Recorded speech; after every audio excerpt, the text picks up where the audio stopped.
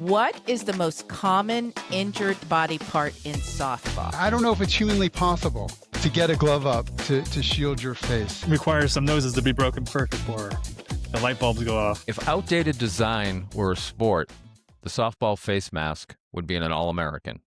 Let's find out why.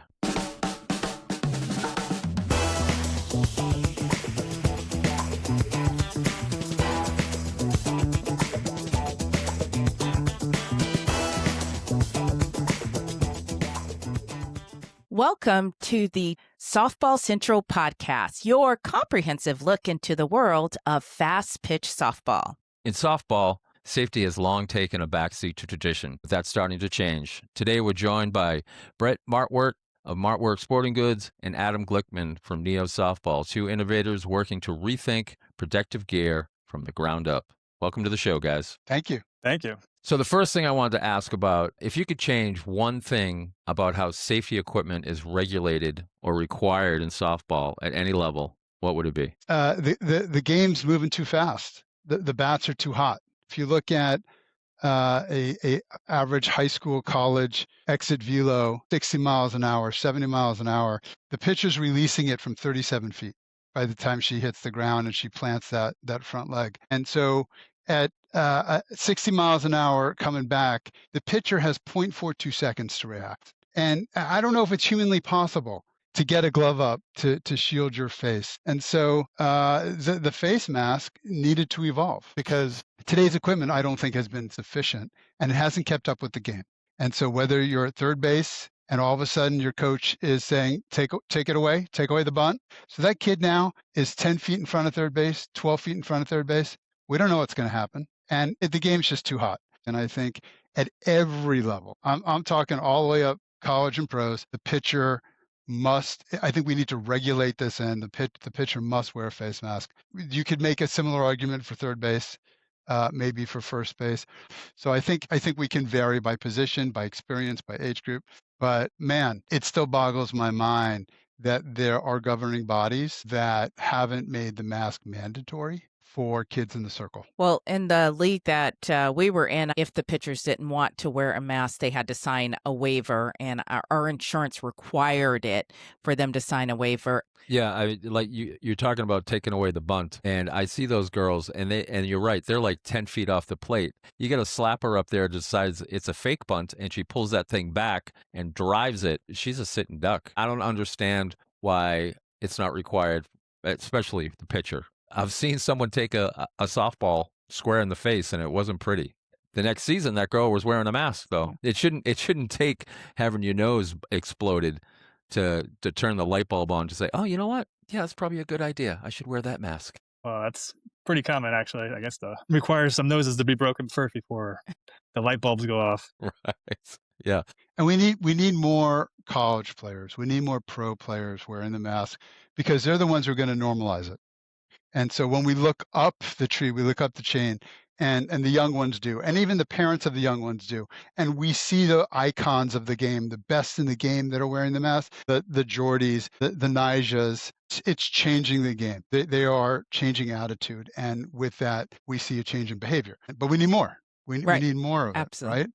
Yeah. In fact, when you look at a Montana Fouts, part of her brand identity is the mask. And she talks about that from age 6 and age 7.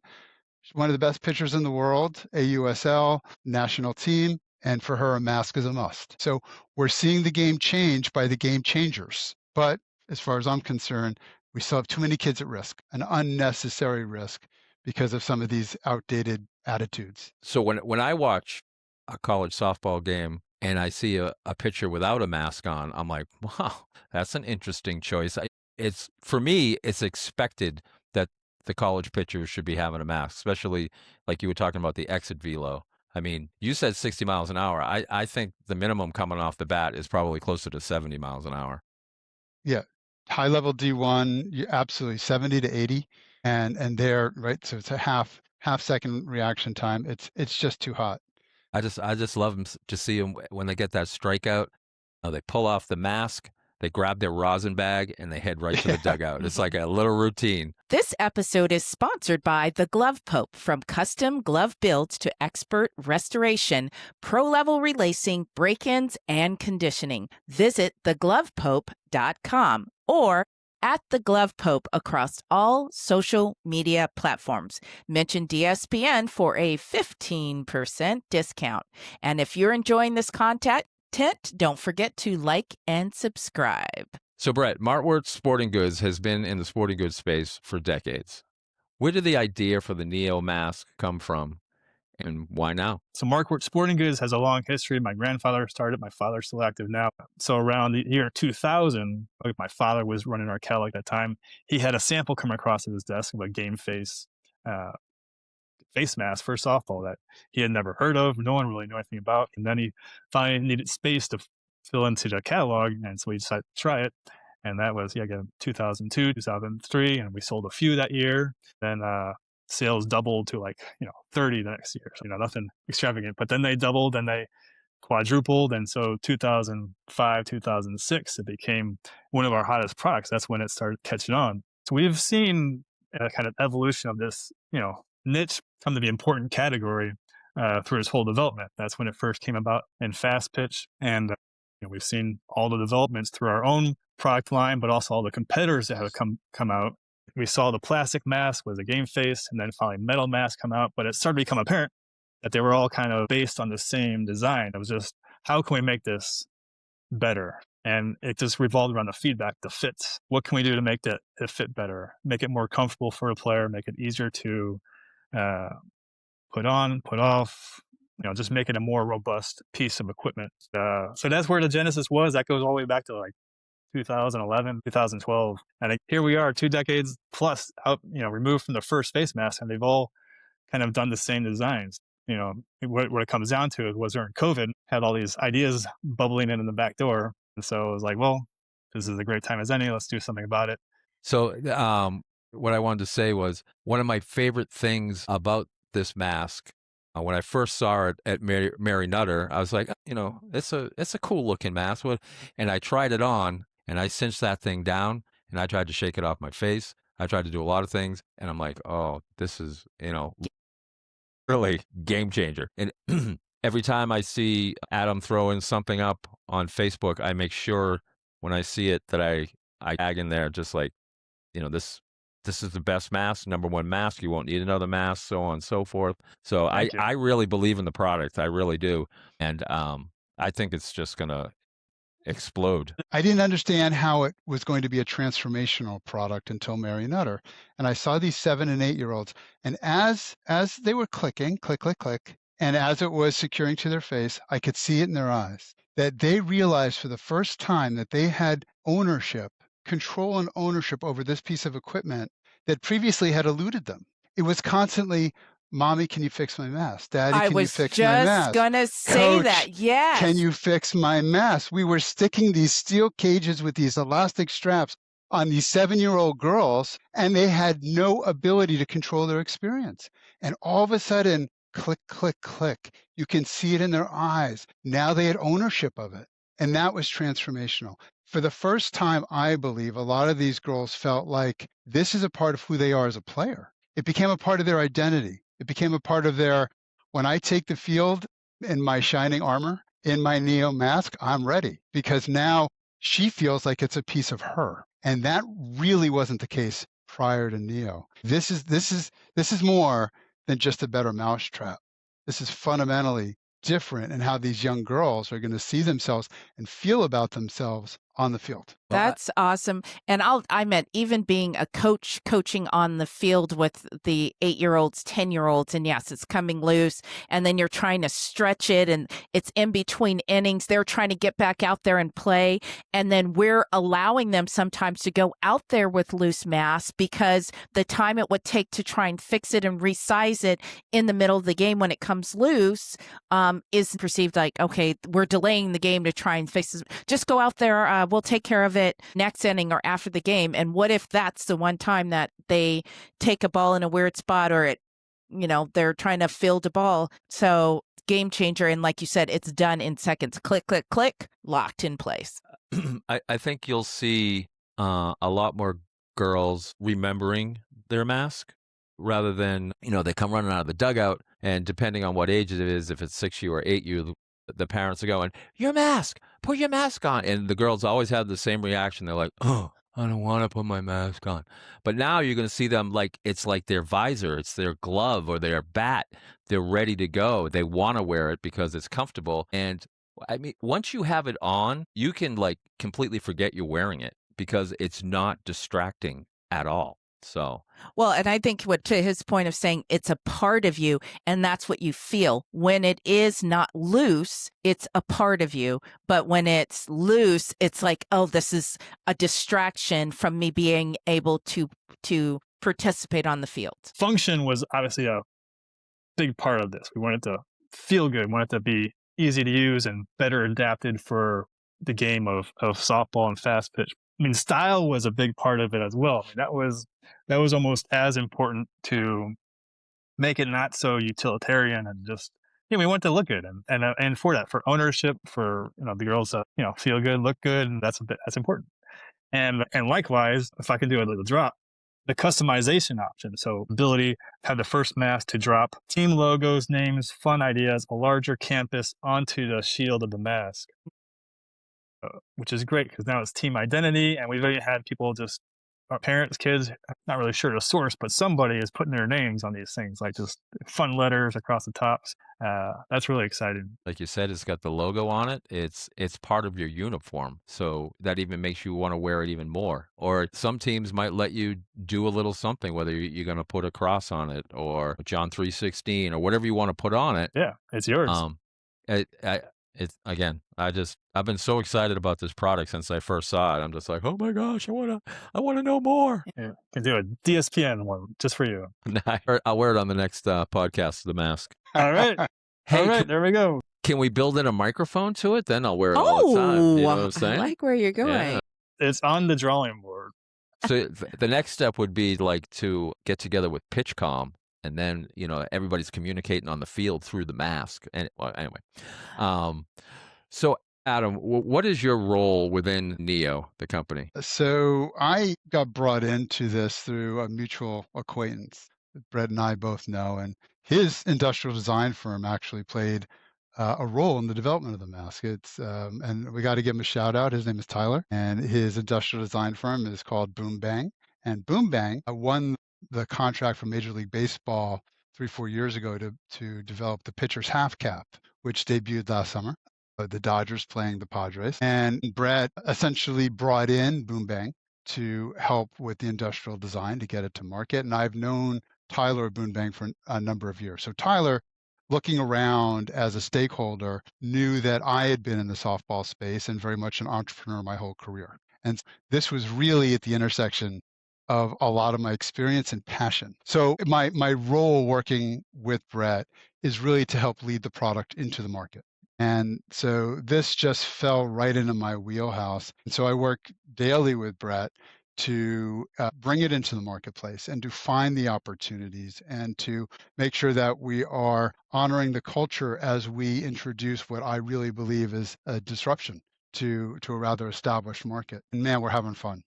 We're having a lot of fun doing it. So Brett, the Neo brand, is that a Markwort brand? Yes. Okay. Yes. Okay. Awesome. So it is, overall, it's being manufactured, owned by Markwort Sporting Goods Company. And again, a lot of things to figure out. We're seeing how it evolves as itself. We wanted to showcase it as itself, or by itself, give it all the spotlight. If you're a fan of the show and you find value in what we do, please consider giving back. For as little as $2 a month, you can help support the show.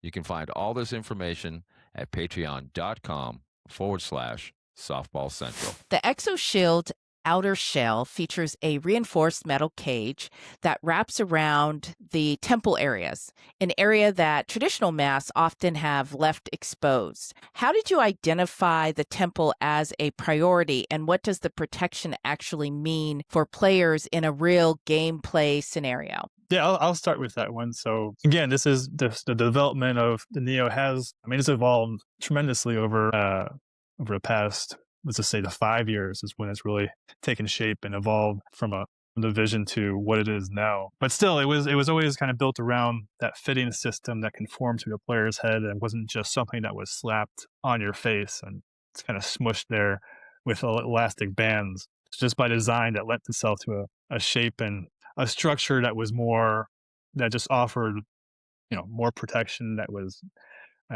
allowed for that sort of thing. And just through the development of it, it just made sense. I mean, that's where all this came back to, was just a product that made sense for the game at hand. Where do you need protection? Where are you likely to get hit? I mean, you definitely want protection in front so you can take that impact. There's a very short reaction time, and most people will try and react. And so if you don't fully react to block that pitch, likely your head is moving to one side or up or down to the side, or doesn't matter. You take that ball, it's likely not going to hit you directly, center mass. It might get you in the sides or temples, where, data shows that's one of the most critical impact areas to protect, much more so than directly in front. So all that was just kind of in the play that made sense. And then as we were developing it, we mentioned we started working with Boom Bang. At that time, had this vision, had some renderings, had some drawings and some engineering work done, but there was still a lot missing. There was all those really nitty-gritty details that were there, and came across some research. They had done the half cap, and it kind of had their experience had all the elements that seemed to be required to make this thing take it to the last couple of yards. And within that design, they had used a similar thing to what is now the Exo Shield on the Neo, and it just kind of came to life that way through a lot of iteration and discussion, and what was actually needed. That all came about. Steel cage, the additional protection with the Exo Shield, which is batting grade helmet. It's ABS plastic. It's there. What's commonly used out there, but integrated in a softball specific way. And then going back to the style, that allowed us to make it look cool, or at least engineer it, have some sleek lines, and allow you to place logos and have that customization ability. Served a purpose for protection, but also function, even style. Just made sense. And we think about what happens when you have that comebacker, that missile coming at you. Right? What do? Your hand goes up and your head goes down. We don't have time to think about it. Half a second, it's just automatic response. And guess what area is most exposed? When you're moving your head out of the way so it doesn't get taken off, as your glove's kind of going up, and sometimes deflects the ball in weird ways back towards your head. And so the extra protection around the forehead, it's about 1.5 inches high compared to a traditional mask, which gives you about a 1/2 inch. So there's about a full inch of protection across the forehead, and then the temples. So it, as Brett said, it just makes sense for the way the game is played, and we're seeing it play out. Just to cover our bases, we have done the traditional impact testing during the development of this with shooting softballs through cannons at this thing. Number one, we want to be able to protect against that line drive and that immediate impact. Because of the fitting system, it stays in place. It's not going to go flying off. There's not that secondary bounce back that you'll get with some elastic straps. It'll come flying off the face and snap back or fly off the head. So the mask is going to be where it needs to be at the time of impact. When I tried it on, it was surprisingly lightweight too. It was obviously clearly protective material. So I thought it was great. So when you talked about turning your head while we're going through that thing, I'm like, oh, that's what I want to bring that up. I want to say, because most people turn their head, and then you explained it much better than I could have ever explained it. But I was thinking the same thing that you're talking about, because that's what you do. You react. You try and get out of the way. And it's like, put the target on it. There's my temple. You want to take that out too? But if you do get hit on the side, it's going to take that mask off, like you said, or it's going to have that slingshot effect, and it might put out a tooth or something. Well, Adam actually has a fun story. I don't know if you want to share that one, Adam. But outfield mishap. Yeah. So there's two things that happened a couple weekends ago. There was a pitcher from Arizona State who took a comebacker.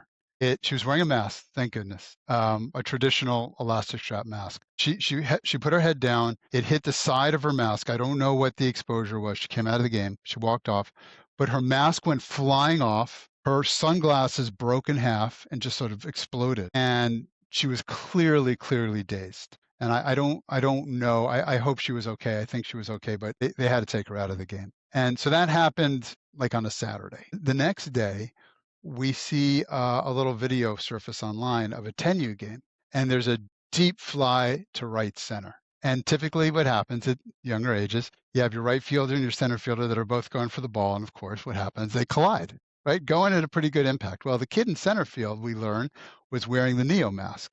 The kid in right field was not. She was wearing a traditional elastic strap mask. Okay. At impact, the elastic mask flew off.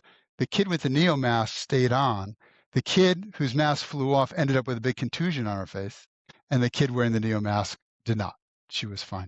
So this was our first tale from the wilds of how it was starting to perform out there. And what Brett said is the difference maker. Not only does this mask not shift or slide, eliminating the distraction, which we believe elevates performance and play, but it's going to provide a safer experience because it's going to be in that position when it's most needed, that protective position at impact, whether it's a collision or the ball, just as Brett said. And so we really do believe that the dial fit, the system, the design, all taken together, elevates not only performance, it elevates protection. And the two of them together is changing the game. For a parent sitting at a rec league game right now whose daughter isn't wearing a mask, what would you say to them? I'd want to shake them, say to them, "What are you thinking?" is what I'd say. What are you thinking? And look, sometimes parents are new to the game. Sometimes they don't know what they don't know, right? So we have to give a little grace and educate and inform and why this is so important, especially at the younger ages, and allow them to build confidence and let them know this really is a part of the game. And to any parent who says, "Well, my kid plays right field," okay, point taken. But next inning, don't we want her at second base? Yeah. Don't we want her to experience different positions? And the last thing we want is for her to take off a mask in one position and put it on for another position. When you're 6, 7, 8, 9, 10, it's part of the game. And as you grow older and you get to higher levels, then sure, we can have different discussions about what's appropriate. But at the rec league, it's got to be mandatory. It's That's just not. such a good point. It's Yeah. not worth it. It's just not worth it. In fact, when we were at Marionette, someone asked us how much was the Neo, right? How much was? And we're not bashful. It's $79, which is about $15 more than your average standard Rip It, let's say, right? And the guy without a beat said, "You know what? That is a lot cheaper than a trip to the ER." Absolutely. Right. And, sort of case made, case closed. If the kid's going to want to wear the mask, if it's going to be in the right place, if it's going to do its job, we need the kid wearing the mask. And like you said, it's habit every time you go on the field. And to your point, yeah, I don't need it in the outfield, but I'm putting it on the infield. If you just create the habit that I'm always going to protect myself, what are you going to do? Do you want, your brakes to work sometimes and other times not work? Or well, we're going on a long road trip. I probably won't have to brake that much, so let's just not do it. That's probably a bad analogy. I agree, and I think there's two arguments here that I hear a lot, and I think we touched on it. One is, well, the mask will keep her from building her confidence, and she'll continue to be afraid. And we just see it the opposite. The mask is going to build her confidence, and she'll know that she's okay. And when she gets older and she's 14 and 16 and she's playing right field and she wants to take it off, that's her decision and her family's decision. And that's certainly understandable. But at the younger ages, it helps them to know that they're going to be okay, that they can be in the right position. They can get down low. They can put their face in front of the ball because they're going to be safe. They don't have the constant flinching. We see every 6, 7, 8, 9-year-old, it's like flinching, right? If we put on that mask and say, you don't have to flinch anymore, you're going to be okay. Throw a ping pong ball at the mask, and then throw a sponge ball at the mask, and then throw a tennis ball at the mask. And let's show these kids that they're going to be just fine. And that's the point. That's the point. What does success look like for Neo softball in the next 5 years? I don't know if we've gotten 5 years ahead. We've certainly experienced a lot of little successes, some that we've been wanting to see and some that were unexpected. We set out to create a better product for the game. The goal is to, we were calling our tagline, it's the new standard. That's what we want. This is what masks should have been, what they are now, and what we intend to further develop and capture that market share. So that is a big goal, but Yeah, it goes along with some of the things we were just talking about. Just adoption. If things get mandated, fantastic. But at least we want to put out a product that will help with that adoption. We're taking it one day, 1 week at a time right now. I agree with everything Brett just said. And I have a slightly different take to add to it, right? It's actually in concert with what Brett said. For me, success looks like the elimination of all head and face injuries in the game, period, at every level. It's the elimination of the stigma that keeps any kid who should be wearing a mask from wearing a mask. It's changing the cultural norm to make it socially permissible for kids to wear a mask without the stigma. No barriers, right? So it truly is a normative part of the game. Right? That's what success on the field looks like to me.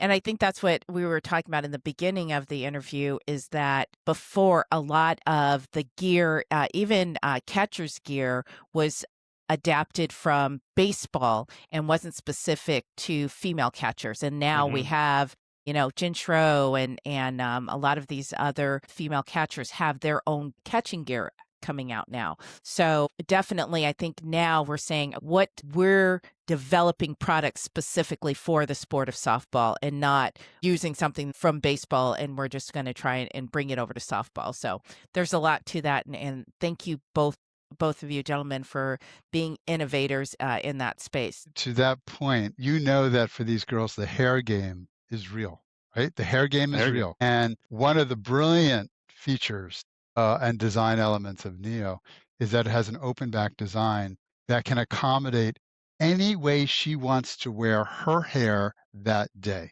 High pony, low pony, bun, braids, any of it. I didn't even think about that. It's her choice. So it fully accommodates the way she wants to show up, what her image and style is going to be that day, because the mask will accommodate it. And it's a brilliant part of the design. And it's that female forward perspective and look at the equipment that Brett brought to this product that is showing up on the field. She gets to decide. It can accommodate any hairstyle she wants to wear that day. We'll be right back with the seventh inning walk-off.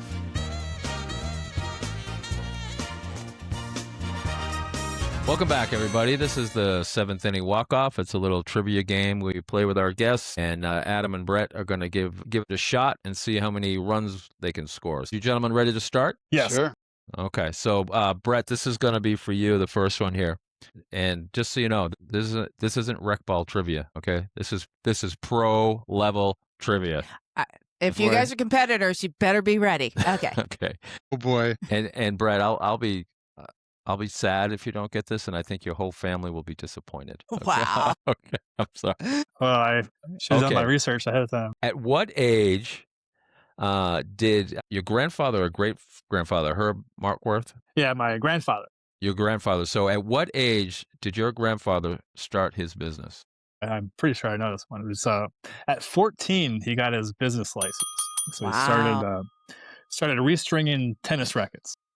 Yes. Or he was, someone yelled at him. Or as the story goes, he was doing that, someone yelled at him, asked him if he had a license. So he went out and got one. He was 14 years old, and that's when he did that. How awesome. And then went on to be a huge tennis star, right, in college? Yeah, tennis was his game, but along that time, got his license, opened up a retail shop, was playing tennis, was actually a big tennis coach here in St. Louis. I did a lot of clinics and that sort of thing for population at the day, but eventually he decided to focus on the retail shop. And just for kicks for the RBI, you got the run. What year did he get his business license? 1931. Yeah. Oh, yes. Nice. Yeah, I would, like I said, I think I knew he'd get those. And I was really hoping he would. And I hope I wasn't going to stump him on those, because I would have been like, oh, boy. Yeah, that would have been bad. Yeah, you're going to have trouble at Thanksgiving if you miss those. Adam, this is a question for you, but you might have to defer, like phone a friend like Brett and for the answer. The company was started in St. Louis. St. Louis is famous for, among other things, the arch. How tall is the arch? Oh, Lord, I have to phone a friend. I have no idea how tall the arch is. Yeah, I've known this number. I've heard this number of times, but it's never committed to memory. But somewhere around 500 feet. 630 feet. Okay, you could still get an RBI. You could do a sac fly RBI. So when was it completed? What year? What year? Take a guess at 63. Oh, so so close. close. 65. That was a close call at the Ooh. plate. I Yeah. think they should go to Close. replay. Yeah, she Go to replay. slid in, but the catcher Yeah. received it perfectly and made the Right. tag. Let's do one of those. Replay, please. Exactly. Adam, you've been to St. Louis, right? Actually, for 10 minutes, 10 years ago. Okay, so Oh, I don't really know the city this is in any meaningful way. all right. No problem. I feel bad. We kind of feel like you're leaving you out a little bit, but back to That's Brett. all right. It's fun. This is fun. I get to sit back and watch. So I'm in the bleachers right now, and Brett's in the circle. well, you're in the dugout. Let's not put you in the bleachers. Yeah. You're in the Okay. dugout. I'm in the dugout. I mean, you're way at the end of the bench, but it's all right. All right. So, Brett, this is an opinion question. No runs, no All right. points. In your opinion, what is the best food to have in St. Louis? Ooh, what? That's a tough one. It's hard to give a straight answer. I mean, St. Louis, we have our St. Louis style pizza. We have our St. Louis style toaster ravioli. That's kind of our famous things. But we got it all. I mean, like any good city. We got barbecue. I was just A lot going of to people would say, say I barbecue. was going to say, he's not going to bring up the barbecue. You guys have your own like barbecue sauce too. It's more vinegary, right? Yeah, it's a little saucier, St. Louis style ribs. We got it all. My staple is the pizza, the St. Louis style pizza. Ooh, sounds good. Emo's Pizza. It's a love-hate relationship here in St. Louis, but I fall on the love side. All right. That's you, Samarra. Okay, this one, Adam, it's all you. Okay. Let's see if you can get this one. What is the most common injured body part in softball? That's a really good question. I'll tell you where my brain went a couple places. One is the shin. Taking foul balls off the shin happens all day long. Probably going to be the shoulder. When I was writing the question, I went right to knees, because you see a lot of girls get the non-contact ACL tears, Yeah. but obviously the shoulder makes the most sense because of the throwing motion. Anyways, true or false, batting helmets in softball are required to have ear flaps on both ears. I'll say true. Yes. True is correct. I'm going to say yes, ding, too. ding. Yeah, ding, I'm gonna ding, say ding, yes, ding, too. ding. Okay, this is an opinion question for you both, or whoever chooses. What Whoa. is your favorite sport to watch on TV? You talk about like lobbing a softball. I got to take the bait. For me, it's fast pitch. It's women's softball. Right. Yeah. The game it's fast. It's exciting. The athleticism is off the charts. Baseball, even at the pro level now, is a snoozer Okay. compared to a great high level travel ball college game. There's just quick and exciting, and there's a lot of strategy involved that goes hand in hand with that athleticism. Watching coaches play chess as they're moving players in and out, calling pitches. It's got it all. So for me, it's the game. Okay, Brett, what about you? And it's okay. Uh, You don't have to say fast pitch softball. It's okay. Well, I was going to say there's a lot of conflicts of interest here. There's multiple layers of interest that maybe I shouldn't answer this, but You can but take the fifth. I might take the fifth. I'll just say that I grew up in a sporting goods company. I grew up playing all the sports. I played baseball. I played soccer. I played dabbled in golf and tennis and everything in between, all the main sports. I just have a love for sports and being active, movement, and that sort of thing. So I can find enjoyment from most any sports. However, watching Olympics, it was Oh, yeah. I was a little curious why a game of curling takes so long, as long as it does. Oh man, curling. I wait for Just- that every just 4 stop. years. You're going to get a bunch of emails of people, you curler hater. But it was great. Just but softball is fantastic because it is fast paced. I really enjoyed it. Yeah. 7 innings is nice. Yeah, it's less than 2 hours and you go. It's great. Okay, inning number 7. Here we go. Who gets credit for inventing the catcher's mask? Wow. I have no idea. That's a good one. Yeah, I don't know. Who gets? You give up? Can we give a hint? Is a person? I could tell you it happened around 1868. Does that help? No. It was Unfortunately, no. it was Frederick W. Thayer. Yeah, I know. We talk about it all the time around our dinner table. Frederick, with that mask. No, Oh, interesting. that guy. Yeah. No, Rob. that does ring a bell, actually. Rob, you dug deep not for that gonna- one. Come on now. Okay, so you can still get the RBI here. You can still get the RBI. Where did Frederick go to college? I can give you a hint Ooh. here if you want. Yeah, we'll take the hint. Ivy League. East Coast. Yeah. Gosh, it's either, well, it isn't. Harvard comes to mind. That's Ding, ding, ding, ding, right. ding. You Good got a point. job. Good job. I got the RBI. I'll take it. Interesting. So, want to thank you guys again for this. This was very informative and a lot of fun, actually. Safety is more important than people want to give it, credit to. It's kind of like, well, I don't think the ball's going to hit me until it does hit you.